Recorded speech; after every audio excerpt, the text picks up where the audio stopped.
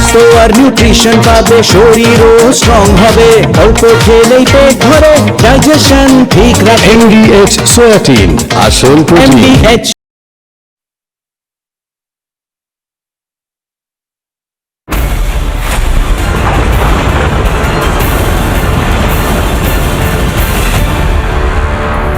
একদিকে মুখ্যমন্ত্রী শুভেন্দু অধিকারী তিনি এসএসকেএমে বৈঠক করছেন, গুরুত্বপূর্ণ বৈঠক স্বাস্থ্য নিয়ে চলছে।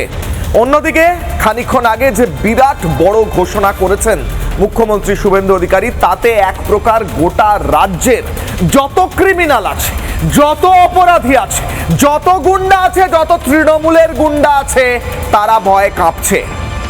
এটা একটা ইতিহাস ছিল এ রাজ্যের, যে জেলেও যদি অপরাধী যেত, যদি তৃণমূলের সঙ্গে তার যোগসাজশ থাকতো কিংবা সে ইনফ্লুয়েন্সিয়াল কোনো অপরাধী হতো, তাহলে জেলের ভেতর থেকেই বসে সম্পূর্ণ অপরাধ জগতে তার নিয়ন্ত্রণ থাকতো।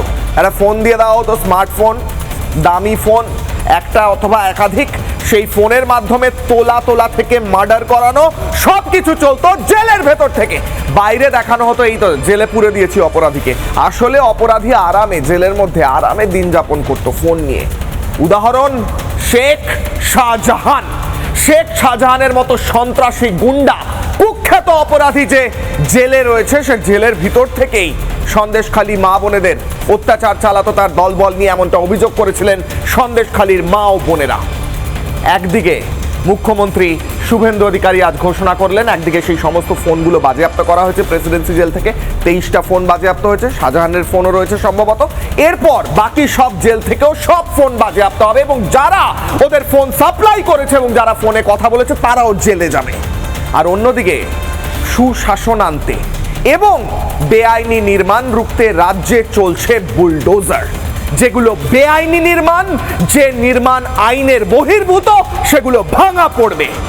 সুশাসন আনতে শুভেন্দু অধিকারী এই দুই পদক্ষেপে, মুখ্যমন্ত্রীর এই দুই পদক্ষেপে বাংলা এসেছে নতুন উদ্দীপনা। বাংলার মানুষ আনন্দে আজ ভাসছেন। প্রথমেই বিশেষ প্রতিবেদন, তারপর হাই ভোল্টেজ ডিবেট। দেখুন।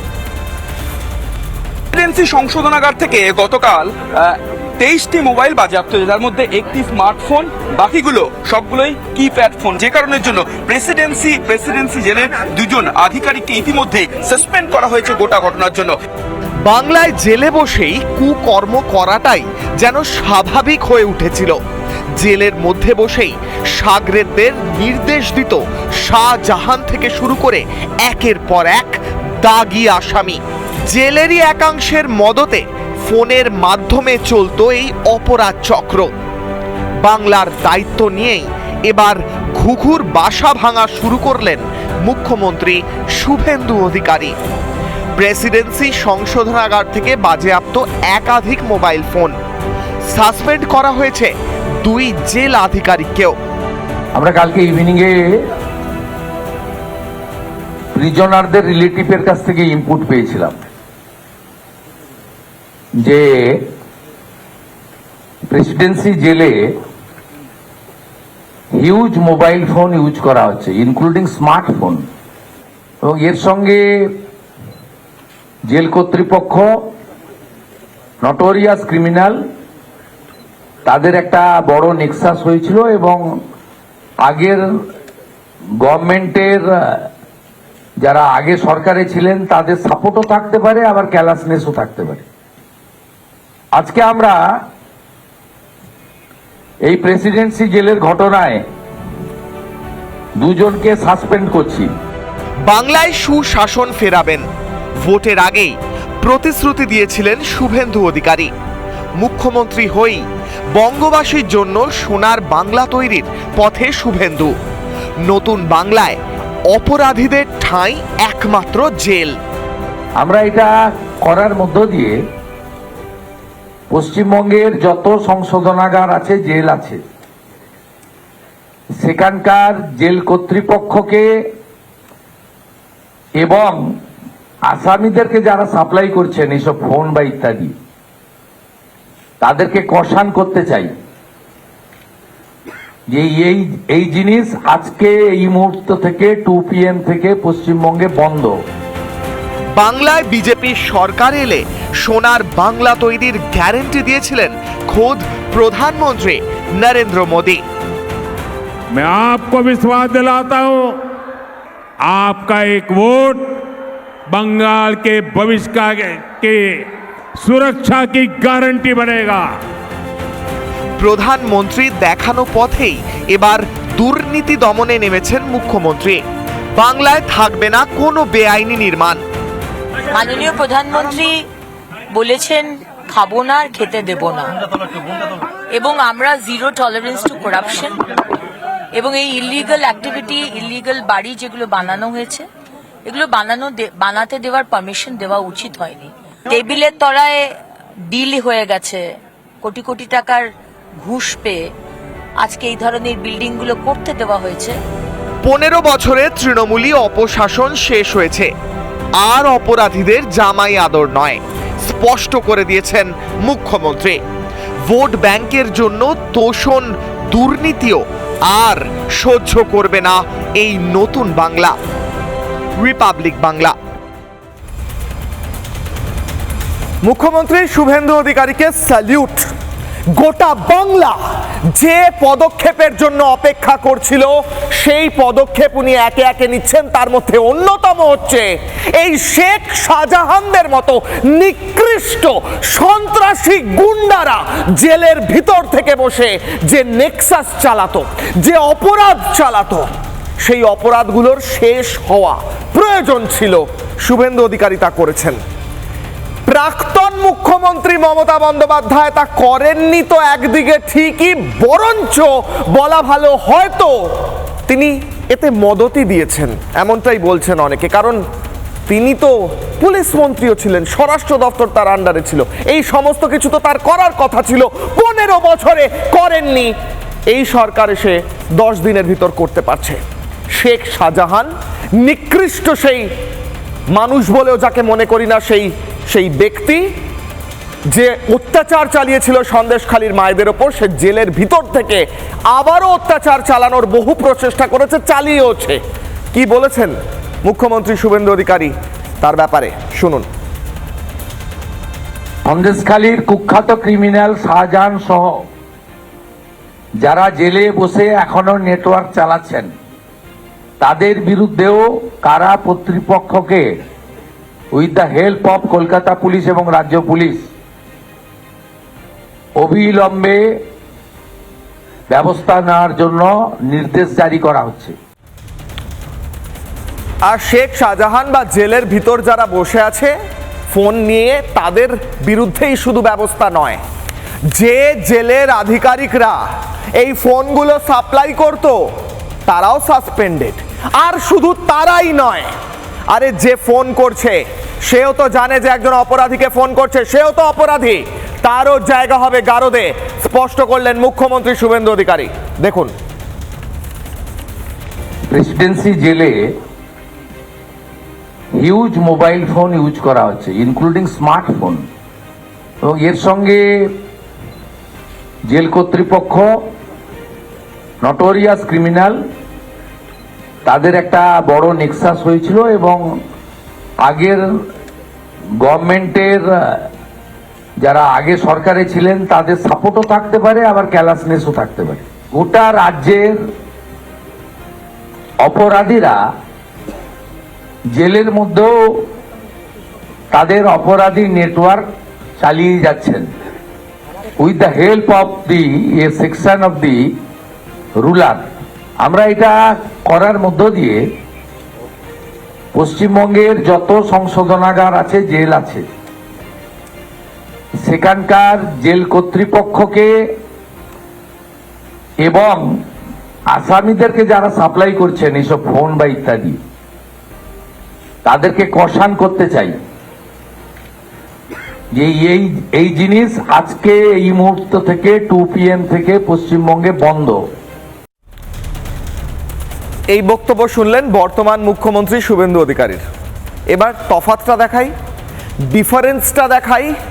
প্রাক্তন মুখ্যমন্ত্রী মমতা বন্দ্যোপাধ্যায় শেখ শাহজাহান সম্পর্কে কি বলেছিলেন শুনবেন।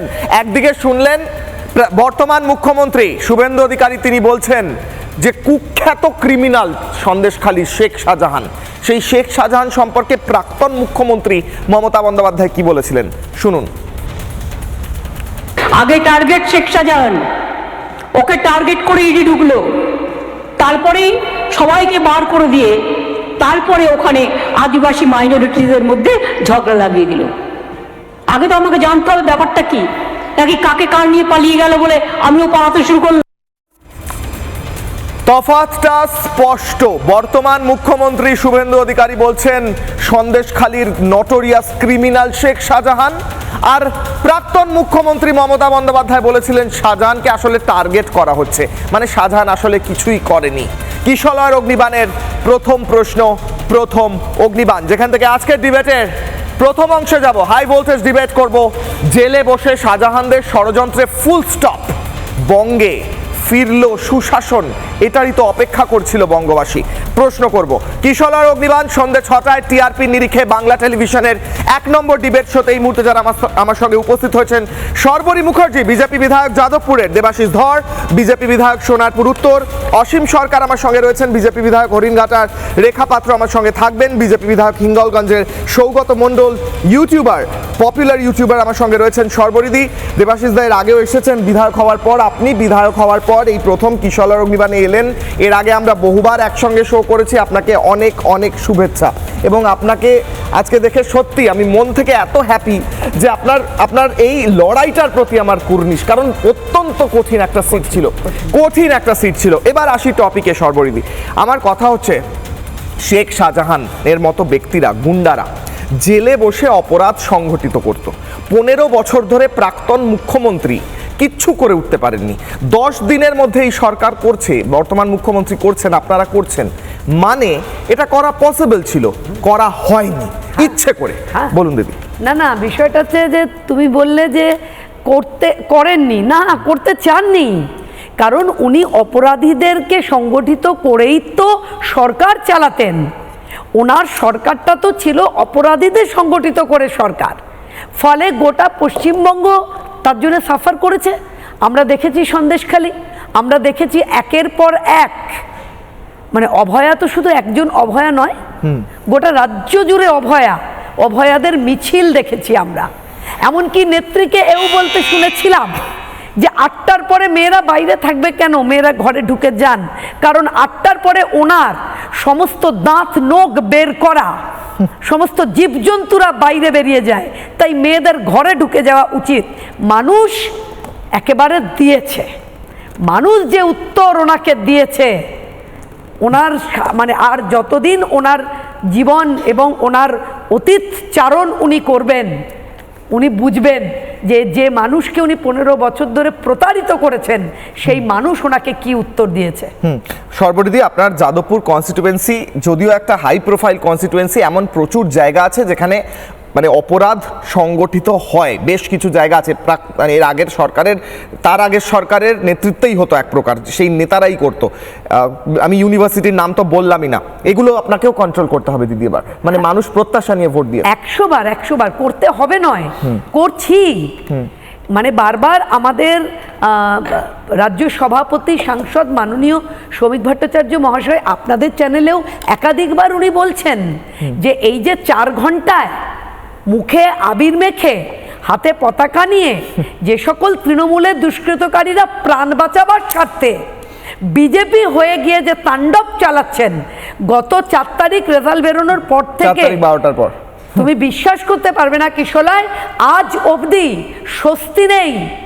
রাত্রি 2-2:30টার আগে বাড়ি যাই না, সারাদিন থানায় থানায় ঘোরা কাজ, এবং এদের এই তাণ্ডব থামাতে গিয়ে কোথাও মনে হচ্ছে যে এটা কি হচ্ছে, কারণ দলকে কালেমালিপ্ত করার একেবারে পরিকল্পিত চক্রান্ত তৃণমূলের, ঠিক, এবং আমরা কঠোর হাতে সেটাকে দমন হবে। সর্বদি আবার আসছি, অসীম দা আসছি আপনার কাছে। দেবাশিস বাবু আমার সঙ্গে রয়েছেন, যেহেতু তিনি প্রাক্তন আইপিএস। আমার প্রশ্ন হচ্ছে, দেবাশিস বাবু, এগুলো কি আমার মানে এই প্রশাসনের এই প্রথমবার নজরে এসেছে? আগের প্রশাসন করেনি, সেটা কি ইচ্ছাকৃতভাবে করেনি, নাকি করে উঠতে পারেনি, কোনোভাবে হয়ে ওঠেনি? আরে 10 দিনে পসিবল হলে 15 বছরে পসিবল হয়নি, এটা তো ইচ্ছে করে আমার মনে হচ্ছে। মদতকারী ছিলেন মমতা বন্দ্যোপাধ্যায়। বলুন স্যার।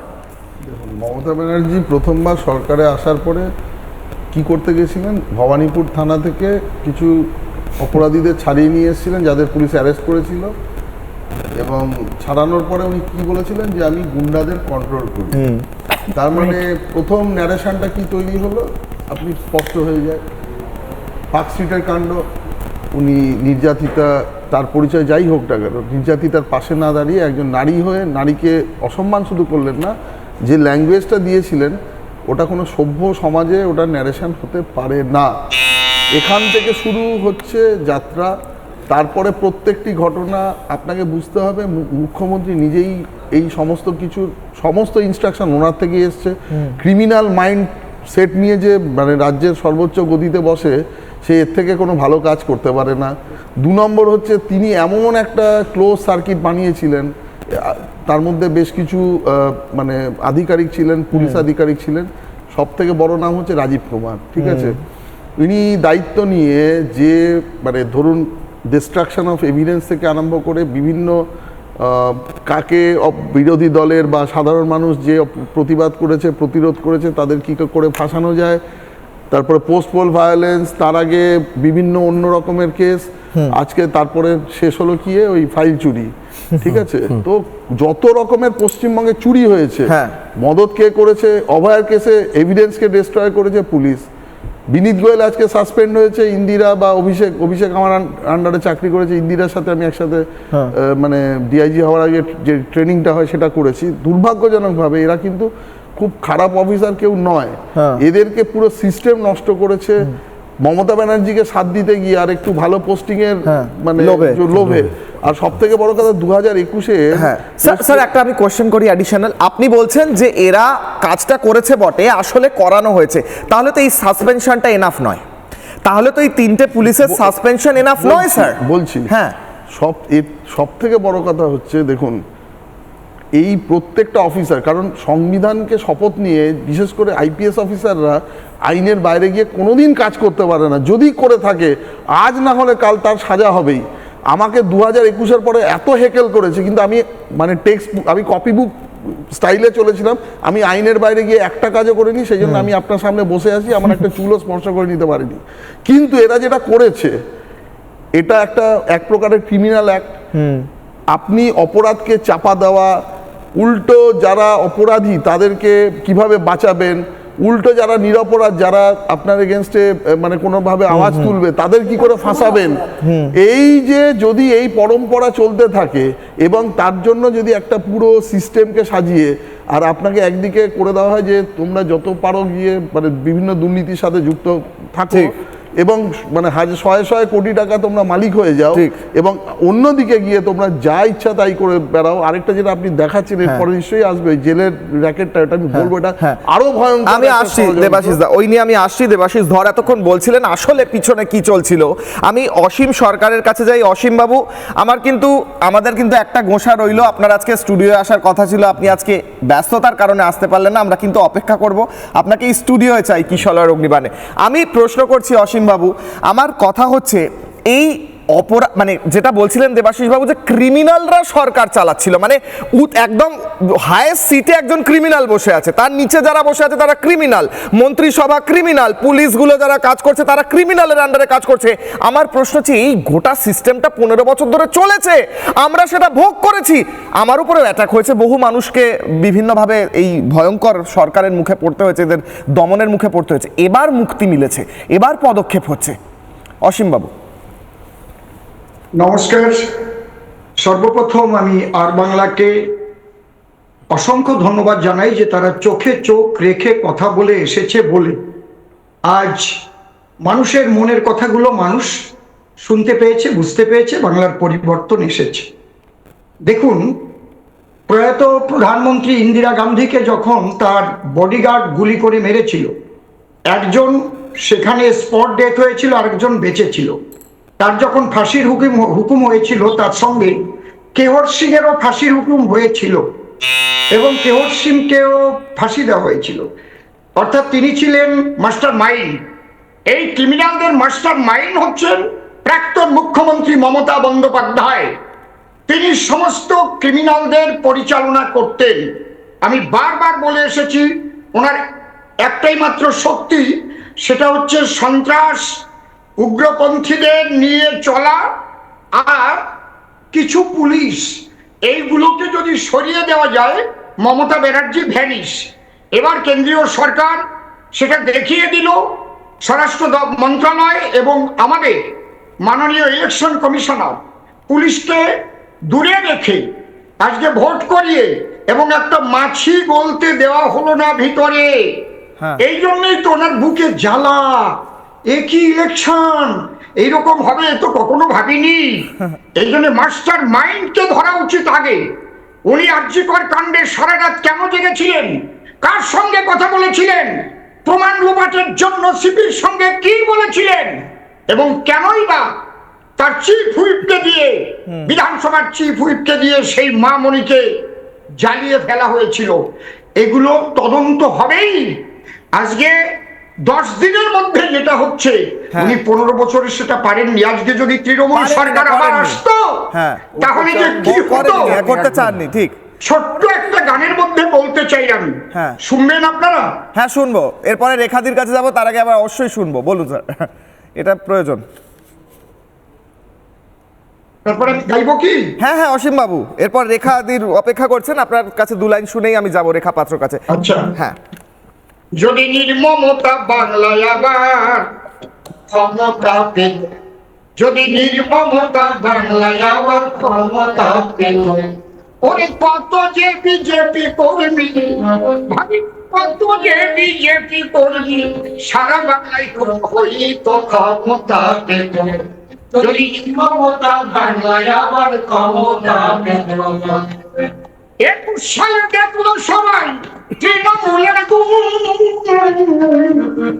কত নারী ধর্ষণ হলো, কত হলো খুন, কত হয় খুন, কত ওরে কত ঘরে জন্য আগুন, ভাইরে ঘরে ঘরে জন্য আগুন, আবার ঘর ছাড়া হলো কত ক্ষমতা মিল, যদি নির্মমতা বাংলায় আবার ক্ষমতা পেত, ও যদি নির্মমতা বাংলায় আবার ক্ষমতা পেত। বাহ, তৃণমূলের তৃণ আছে, উপরে গেছে সারা বাংলার ঘরে ঘরে, এবার ফুটলো পদ্ম ফুল,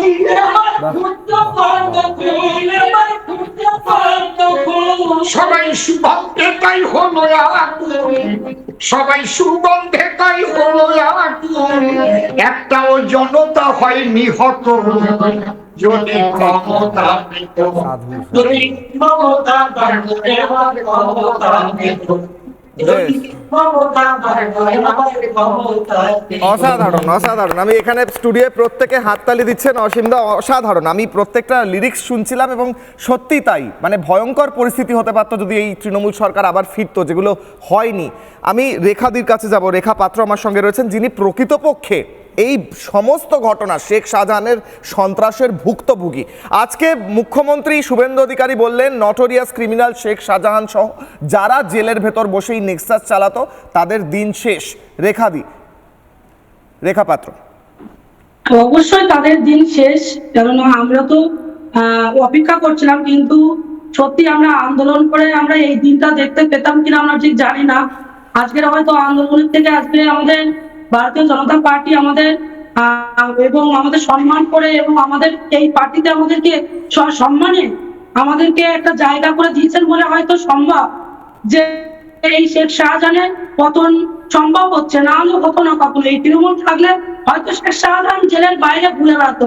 আপনারা দেখতে পাচ্ছেন যে শেখ শাহজাহান দমদম সেন্ট্রাল জেলে গিয়ে ফোন ব্যবহার করছে। শুধু শেখ শাহজাহান নয়, শেখ শাহজাহানের যত সাকরেতরা আছে সবাই ফোন ব্যবহার করছেন, এবং ফোন মারফত উনি মার্ডারের এবং বর জ্বালানো এবং আরো ইত্যাদি ইত্যাদি কাজে ওখান থেকে উনি মানে গাইডলাইন কি করে দিচ্ছেন যে কাকে কখন মারতে হবে, কাকে কোথায় গিয়ে কাকে মানে তার টাকা পয়সা দিতে হবে, দিয়ে কাকে সুপারি ক্লিয়ার যাকে বলে সেটাই করে বেড়াচ্ছেন এখন অব্দি জেলে বসে। তবে এইরকম একটা অ্যান্টি সোশ্যাল, এরকম একটা দুর্নীতিবাদ, এত বড় একটা দুষ্কৃতিকে ফাঁসি ছাড়া আমরা কিচ্ছু চাই না। এরা ফাঁসি চাই, ফাঁসি চাই, ফাঁসি চাই। ফাঁসি হলে সন্ত্রাসকারী মানুষ নয়, গোটা পশ্চিমবঙ্গের মানুষ মাথা উঁচু করে বাঁচতে পারবেন। রেখা পাত্র, রেখাদি, কিশলয়ের অগ্নিবাণ সন্ধ্যে 6টায় সবচেয়ে বেশি সংখ্যক মানুষ দেখেন। এই সমস্ত মানুষকে, এই লক্ষ লক্ষ দর্শকদের আপনি এই সত্যিটা, মানে যে কথাটা বারবার উঠে এসেছে, অভিযোগ উঠে এসেছে, আজকে সেটা সত্যি প্রমাণিত হয়েছে যে সত্যিই শেখ শাহজাহান জেলের ভিতর বসে অত্যাচার চালাতো, যেটা এর আগের সরকার উড়িয়ে দিত। এই কথা যখন অভিযোগ করতেন আপনারা, উড়িয়ে দিত এই সরকার, আগের সরকার। একদমই। যারা এখন টিভির পর্দায় কিংবা ফোনে যারা লাইভ দেখছে, ওনাদের উদ্দেশ্যে আমি বলবো যে এতদিন ধরে, মানে যে তৃণমূল সরকার এতদিন ধরে মানুষকে ভুল বুঝিয়ে গেছেন, মিথ্যে প্রবঞ্চনা দিয়ে গেছেন, মিথ্যে কথা বুঝিয়ে গেছেন, সেই মিথ্যের থেকে আজকে মানুষ বেরিয়েছেন। এবং আপনারাও আজকের কিশলয় দার অগ্নিবাণ দেখছেন। আপনারা এখান থেকে আপনারা বুঝুন যে শেখ শাহজাহান কত বড় দুর্নীতিবাদ ছিল। আমরা যারা আন্দোলন করেছিলাম, আপনাদেরকেও বুঝিয়েছিলেন মমতা বন্দ্যোপাধ্যায় যে সন্দেশখালীর আন্দোলন মিথ্যে, এখানে মানুষ শুধু মিথ্যে বলে একটা দলকে বদনাম করার চেষ্টা করছে। আমি তো বুঝতে পারছি না যে এত বড় দুষ্কৃতি, এত বড় খুনি কি করে একটা দলের মানে জায়গা পেতে পারে, একটা দল কি করে তাকে সাপোর্ট করতে পারে। মমতা বন্দ্যোপাধ্যায় এরকম খুনি অ্যান্টি সোশ্যালদের ব্যবহার করে শুধুমাত্র রাজনীতি এবং ভোট বাক্স বজায় রাখার জন্য। উনি শুধুমাত্র ব্যবহার করে গেছেন তাদের। এবং এই শেখ শাহজাহান আরে সবার পরে ওনাকে ছাড়িয়ে নিয়ে আসার জন্য কত আইনজীবীর কাছে ছুটেছেন, কত অ্যাডভোকেটের কাছে ছুটেছেন, সেটাও আপনারা দেখেছেন। আজকে আমরা দাবি করছি যে শেখ শাহজাহানের ফাঁসিও আমার সাথে গোটা পশ্চিমবঙ্গের মানুষ এবং যারা টিভি পর্দায় এবং যারা ফোনের মাধ্যমে যারা আজকের অগ্নিবান্ধার এই লাইভ দেখছেন, সবাই আওয়াজ তুলুন যাতে এই শেখ শাহজাহানের মতন এই দুষ্কৃতির যেন ফাঁসি হয়। অন্তত সন্দেশখালীর বুকে যেন এই শেখ শাহজাহানের নামে এই দুষ্কৃতি যেন কখনো যেন না গিয়ে যেন নিজের যেন প্রভাব না পালাতে পারেন। এই জন্য আপনাদের কাছে আমার অনুরোধ যে আপনারা আওয়াজ তুলুন সবাই। এই লড়াই শুধুমাত্র সন্দেশখালীর মা বোনের নয়, প্রত্যেকটা পশ্চিমবঙ্গে গোটা বাংলার মানুষের লড়াই। আমরা রিপাবলিক বাংলার তরফ থেকে রেখা দিয়ে একদম শুরুর দিন থেকে সন্দেশখালীর মায়েদের পাশে ছিলাম। যখন অন্য মিনমিনে মিডিয়ারা দেখাতো না, তারা ছিল না, তারা প্রশ্ন তুলেছিল যে সন্দেশখালীর মায়েরা যা বলছেন তা সত্যি কিনা, রিপাবলিক বাংলার সাংবাদিকরা সেখানে গিয়ে লড়াই করেছে, সেখানে গিয়ে আক্রমণের মুখে পড়েছে, কেউ অ্যারেস্ট হয়েছে। রিপাবলিক বাংলা সন্দেশখালীর খবর করে গিয়েছে এবং আজকে সেই সত্যের জয় হয়েছে। অনেক ধন্যবাদ রেখাদি। রেখা পাত্র ছিলেন সন্দেশখালীর একদম যে মুখ এই গোটা ঘটনার পিছনে, মানে এই গোটা ঘটনা তুলে ধরেছেন গোটা বাংলার মানুষের কাছে। আজকে তিনি আবারও বললেন ফাঁসি চাই শেখ শাহজাহানের। অনেক ধন্যবাদ রেখা পাত্র। সৌগত মণ্ডল ইউটিউবার আমার সঙ্গে রয়েছেন, অত্যন্ত পপুলার ইউটিউবার। সৌগত, এই সব বিধায়ক সাহেব এবং বিধায়ক ম্যাডামদের মধ্যে আমরা সাধারণ মানুষ, আমি আর তুমি ভোট দিই, আমরা ভোটার, আমরা ওনাদের ভোট দিই, সাধারণ আমরা ভোটার। আমার কথা হচ্ছে একজন সাধারণ মানুষ হিসেবে আমি যখন দেখি যে একটা সরকার এসে 10 দিনের মধ্যে একটা সিদ্ধান্ত নিচ্ছে, যে সিদ্ধান্তটা 15 বছর ধরে আগের সরকার নিতে পারেনি, গুন্ডাদের শায়েস্তা করছে, তখন আমার সত্যি গর্বে বুক ফুলে যায়। আমি কোনো বিজেপি, তৃণমূল, সিপিএম হিসেবে বলছি না, আমি একদম সাধারণ মানুষ হিসেবে বলছি। আমার সরকার, আমি যে সরকারের অধীনে এই মুহূর্তে বাস করছি, সেই সরকার সঠিক সিদ্ধান্ত নিচ্ছে, দেখলে আমার গর্ব হয়। আরও হয়তো নেবে। একটা কথা বলতে গেলে যে রিপাবলিক বাংলা চোখে চোখ রেখে কথা বলে, আর মমতা বন্দ্যোপাধ্যায় গুন্ডাদের হাতে হাত রেখে কথা বলতে এতদিন। প্রত্যেকটা জায়গায় আমরা যদি দেখতে পারি, প্রত্যেকটা মানুষ কিন্তু রেডি ছিল, তাদের মানুষ, যে যদি 4 তারিখে 12টার পর তারা যদি জিতে যেত, একটা মানুষ বলেছিল তোদের ওই বাবা রিপাবলিক বাংলা তোদের কি করে বাঁচাতে পারে দেখবো। নিউ টাউনে ওরা থাকে, নিউ টাউনের প্রত্যেকটা জায়গা আমরা ভাঙচুর করে দেবো। আমি শুধু সেই দিনটার কথা ভাবতাম যে 4 তারিখে সত্যিই যদি তারা জিতে যেত, তাহলে তারা হোটেল ভাড়া করে রেখেছিল, তারা বিভিন্ন জায়গায় গুন্ডাদেরকে শায়েস্তা, মানে গুন্ডাদেরকে রেডি করে রেখেছিল মানুষের ওপর অত্যাচার করার জন্য। হোটেলে মেয়েদেরকে নিয়ে যেত, তাদের সাথে ধর্ষণ করতো, এমনকি প্রত্যেকটা মেয়ের সাথে কি হতো আমরা সেটা ভাবতেও পারি না। এক এক সময় স্বপ্ন দেখছি, মনে হয় যে না সত্যিই তো রাজ্যে বিজেপি এসেছে, তো সরকার, মানে সরকারটা ঠিকঠাক এসেছে, তো আমরা আবার লাশ পড়তো, লাশের লাইন পড়তো, আমরা কভার করে উঠতে পারতাম না। আমরা বীরভূম যদি দেখি, আমরা বীরভূমে ঠিকঠাক বাস করতে পারতাম তো, আমরা সত্যি মন্দিরে আর যেতে পারতাম তো, আমাদের ওপর হুইপ চলে আসতো না তো। আমি প্রত্যেকটা জায়গায় ভাবছি যে সত্যিই আমাদের সরকারটা চেঞ্জ হয়েছে। সৌগত, কোন তৃণমূল নেতার বাড়ি থেকে চপার উদ্ধার হচ্ছে, কোন তৃণমূল নেতার বাড়ি থেকে বন্দুক উদ্ধার হচ্ছে, কারুর বাড়ির তলায় সুড়ঙ্গ পাওয়া যাচ্ছে, মানে সর্বরিদি আমি আসছি এরপরে আপনার কাছে। আমি শেষ করতে বলছি সৌগতকে। সৌগত, ভাবো এই চপারগুলো তো ব্যবহার করার জন্য ছিল, এমনি তো সাজিয়ে রাখার জন্য ছিল না, ভোটের পর ব্যবহার হওয়ার জন্য ছিল। শুধুই কি চপার, যে মানে দেশে যে বাংলায় বিজেপি জেতার জন্য বাংলাদেশ তারা ক্ষুব্ধ হয়ে গেছে, তাহলে জাস্ট ভাবো শুধুমাত্র চপার নয়, কত কত কপার জিনিস এখানে আসতো এবং ওই কপারগুলো আমাদের ওপর কিন্তু পড়তো, আর আমরা কোথায় যেতাম? কারণ আমাদের ওই SSKM বলো কিংবা কোনো হাসপাতাল বলো আমাদের নয়। এতদিনে যদিও আজকে দেখলাম যে শুভেন্দু অধিকারী তিনি গিয়েছেন এবং বলছেন এই হাসপাতাল হবে। একটু আগে আমার সাথে ম্যাডামের কথা হলো, উনি বলছেন যে হাসপাতাল আর কোনো ক্যাডারদের হবে না, হাসপাতাল সাধারণ নাগরিকদের হবে, সাধারণ নাগরিকরা সেখানে যাবে, তারা চিকিৎসা পাবে এবং শান্তিতে তারা চিকিৎসা করে বাড়িতে ফিরবে। তার জন্য সেই দিনটার জন্য আমরা অপেক্ষায় ছিলাম। সত্যি মনে হচ্ছে এবার রাম রাজ্য আসছে, যেই রাম রাজ্যে প্রত্যেকটা মানুষ সমানভাবে বসবাস করবে এবং প্রত্যেকটা মানুষ তারা মাথা উঁচু করে বলবে জয় শ্রীরাম, হর হর মহাদেব, কেউ আমাদের আটকাতে পারবে না, জয় শ্রীরাম কেউ কথা বলতে পারবে না, কেউ গালাগালি বলবে না জয় শ্রীরাম। এমনকি তুমি রাতের বেলায় গেলেও তোমাকে কেউ ব্লেটে করে মারবে না, এইটুকুর গ্যারান্টি আজকে শুভেন্দু কিন্তু নিতে হবে। একদম ঠিক। আমি আমার ডিবেটের এই অংশে আলোচনা করছিলাম শেখ শাহজাহানের মতো গুন্ডাদের নিয়ে। আরেকটা বিষয় নিয়ে আলোচনা করা প্রয়োজন প্রত্যেকের কাছে, যে বিষয় নিয়ে আবারও আসবো।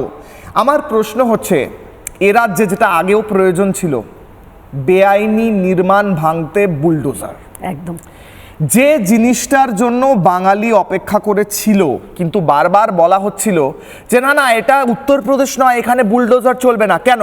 তার মানে কি এখানে বেআইনি নির্মাণ চলবে?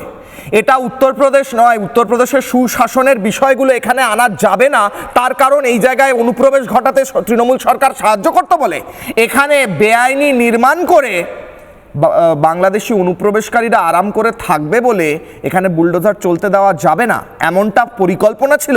তাহলে সেটা ভেস্তে গিয়েছে। বুলডোজার চলছে, সঠিক জায়গায় চলছে, সঠিকভাবে চলছে। আমি মুখ্যমন্ত্রী শুভেন্দু অধিকারীর একটা বক্তব্য শোনাবো, তারপরে আমি কয়েকটা ছবি দেখাবো, দেখিয়ে প্রত্যেকের কাছে আলোচনার দ্বিতীয় ভাগে আসছি। দেখুন,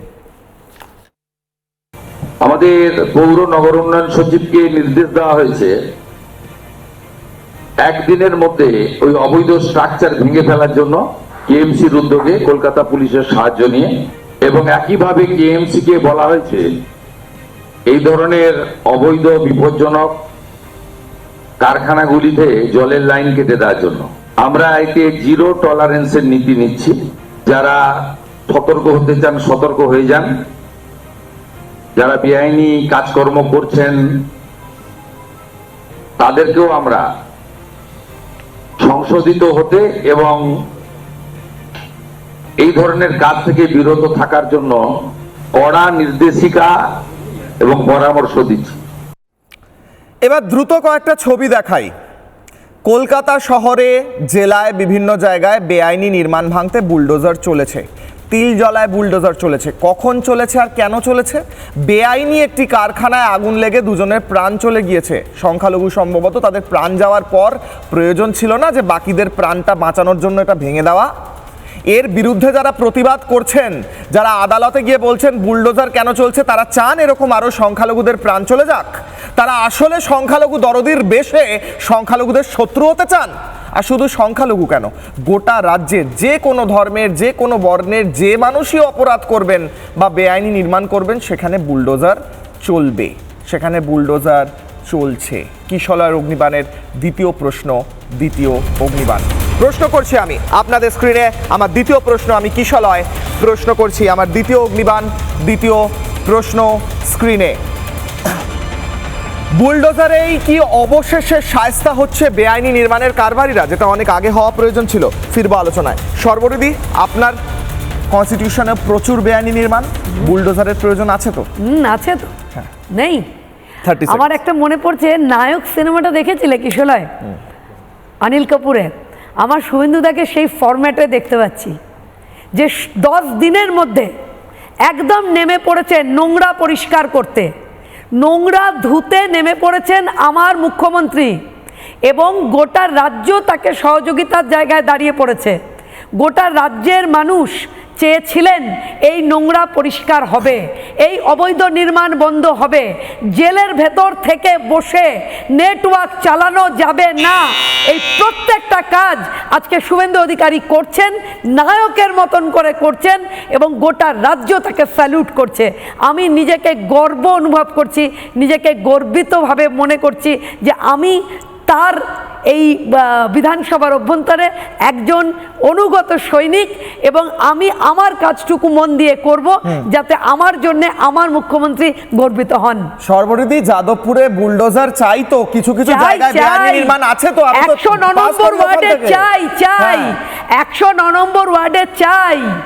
আমরা এগুলো দেখব, কেমন 1000 কোটি টাকা আমরা দেখব, এগুলো আমরা অপেক্ষায় আছি 109 নম্বর ওয়ার্ডের অবৈধ নির্মাণ দেখতে, 106 নম্বর ওয়ার্ডের অবৈধ নির্মাণকে বুলডোজার চালাতে আমরা দেখব। আপনার আগে যিনি ছিলেন তার নামের সঙ্গেই, মানে আমি বলছি অসম্মান করতে চাই না, সাধারণত লোকশ্রুতি তার নামের সঙ্গেই নাকি গ্যারেজ জুড়ে গিয়েছিল। আসলে দেখো উনি তো চার্টার্ড অ্যাকাউন্টেন্ট ছিলেন, তাই সুন্দর হিসেব করে গ্যারেজের পর গ্যারেজ, গ্যারেজের পর অনেক গ্যারেজ পেরিয়ে তবে বিধায়কের কাছে যেতে হতো। সুতরাং আসছি সর্বরিদি, আমার সঙ্গে অসীম সরকার রয়েছেন, তারপর দেবাশিস বাবুর কাছে আসছি। অসীম বাবু, হরিণঘাটায় কি বুলডোজারের প্রয়োজন একদমই নেই? কোনো বেআইনি নির্মাণ নেই নাকি আছে কিছু জায়গায়? প্রচুর রয়েছে। হরিণঘাটাতে আমি বুলডোজার সুস্বাগতম করব। আমি সমস্ত চার্ট এগুলো করছি, লিস্ট করে আমি মাননীয় মুখ্যমন্ত্রীর দপ্তরে জানিয়ে দেব। দেখুন, একটা কথা আছে, আমরা পুরাকালে ঠাকুরমা দাদুদের মুখে শুনতাম, যেমন কুকুর তেমন মুগুর, যেমন কুকুর তেমন মুগুর। বুলডোজারটা কোথায় চলছে একটু ভেবে দেখুন। বেআইনি নির্মাণ করেছে সেই জন্য বুলডোজার চলছে। যদি সঠিক আইন মেনে এটাকে নির্মাণ করা হতো তাহলে তো বুলডোজার চলতো না। আর ওই বড় বড় ইরামত, ওগুলো ভাঙবার জন্য কি হাতুড়ি বাটাল দিয়ে ভাঙা যায়?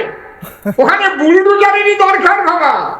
এই জন্যে আমরা উত্তরপ্রদেশ, আসাম ঠিক ওই রকম বুলডোজার ব্যবহার করে বেআইনি নির্মাণ ভাঙবো। যেমন রয়েছে আমার যমুনার পাড় দিয়ে প্রচুর বেআইনি নির্মাণ, যেমন রয়েছে পৌরসভায় প্রচুর বেআইনি নির্মাণ, সেগুলো আমি দেখেছি। এগুলো সব ভাঙা হবে, লিস্টে আছে। অসীম দা, আসছি, সময় কম। সোনারপুর উত্তরে তো দেবাশিস দা, মানে আমি মনে হয় একটা বুলডোজারে বা দুটো বুলডোজারে হবে না সোনারপুর উত্তরে। 100টা মতো এমন কোনো কিছু প্রচুর বুলডোজার লাগবে, জলাজমি ভরাট করে, তারপরে আপনার অবৈধ, মানে এমন কোনো বাদ নেই কিছু করেনি।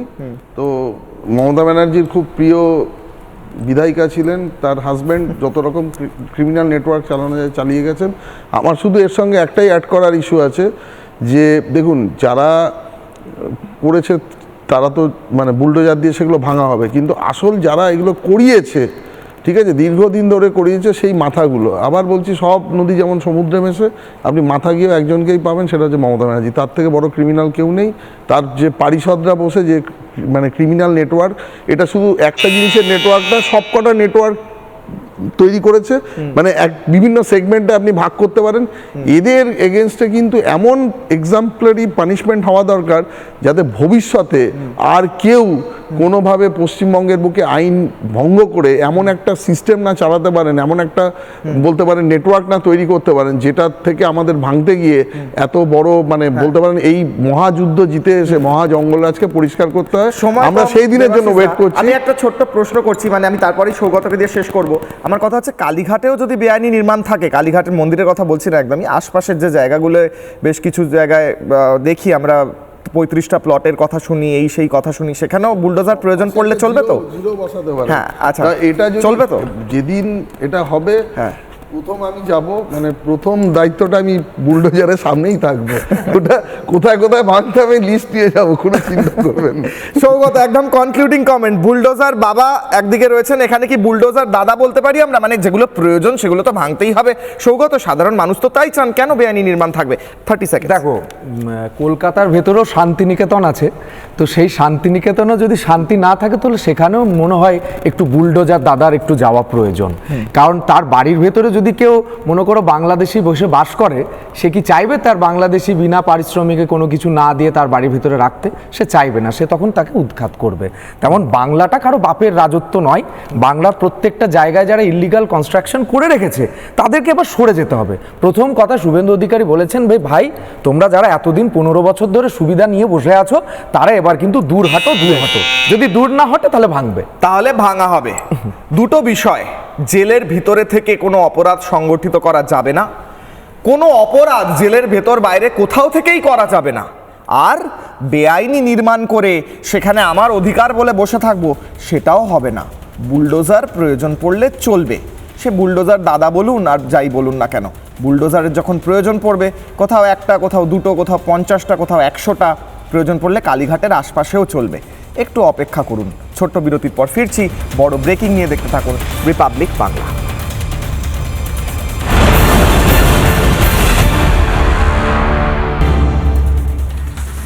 ব্রেকিং নিউজ, কিশোর অগ্নিবাণে জাতিগত শংসাপত্র যাচাইয়ের নির্দেশ দিল শুভেন্দু অধিকারী সরকার। মুখ্যমন্ত্রী শুভেন্দু অধিকারী নির্দেশ, তৃণমূল জমানায় দেওয়া শংসাপত্র যাচাইয়ের নির্দেশ। 1,69,000 জাতিগত শংসাপত্র যাচাইয়ের নির্দেশ অনগ্রসর শ্রেণী কল্যাণ মন্ত্রী ক্ষুদিরাম টুডুর। শুভেন্দু অধিকারী সরকারের নতুন উদ্যোগ, জাতিগত শংসাপত্র যাচাইয়ের নির্দেশ দিলেন অনগ্রসর শ্রেণী কল্যাণ মন্ত্রী ক্ষুদিরাম টুডু। তৃণমূল জমানায় দেওয়া শংসাপত্রগুলি যাচাইয়ের নির্দেশ। এর আগে এই শংসাপত্রগুলি নিয়ে প্রশ্ন উঠেছিল যে বেছে বেছে দেওয়া হচ্ছে, নিজের ভোট ব্যাংককে তোষণ করতে দেওয়া হচ্ছে, এমনটাই অভিযোগ করেছিল তৎকালীন বিরোধী দল বিজেপি। এবার সেই সমস্ত শংসাপত্র যাচাইয়ের নির্দেশ।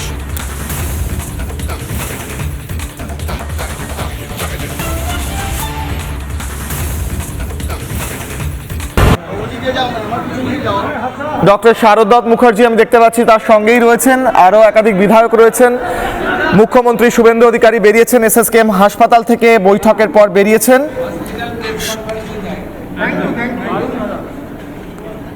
সরাসরি যাব অর্ণবের কাছে। অর্ণব, কি বললেন মুখ্যমন্ত্রী?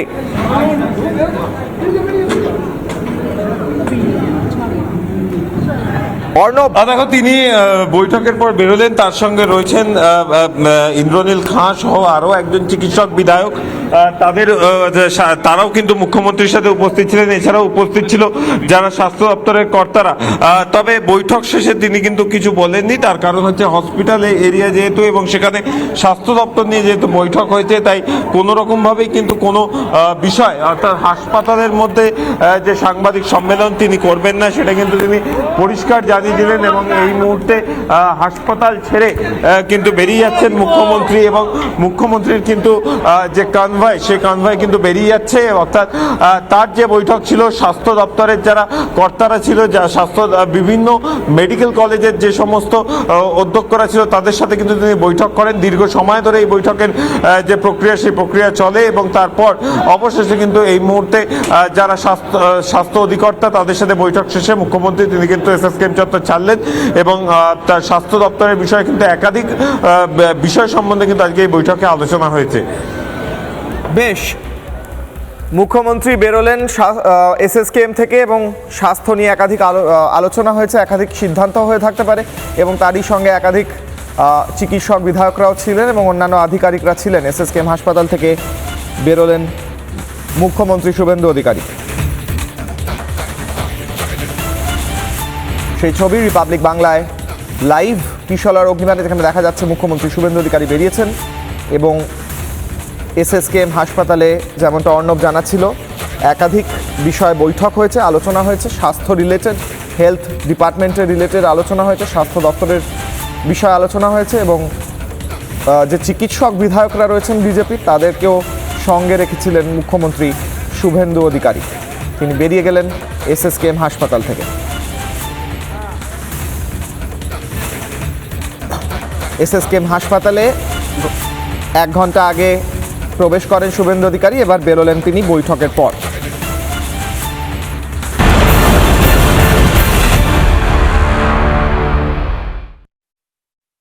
এমডিএচ দম আলু, ডাল তড়কা এবং মাশরুম মশলা। এমডিএচ দিয়ে রান্না খাবার হবে মজাদার। এমডিএচ আপনাকে সর্বদা নতুন স্বাদ দিতে প্রতিবদ্ধ।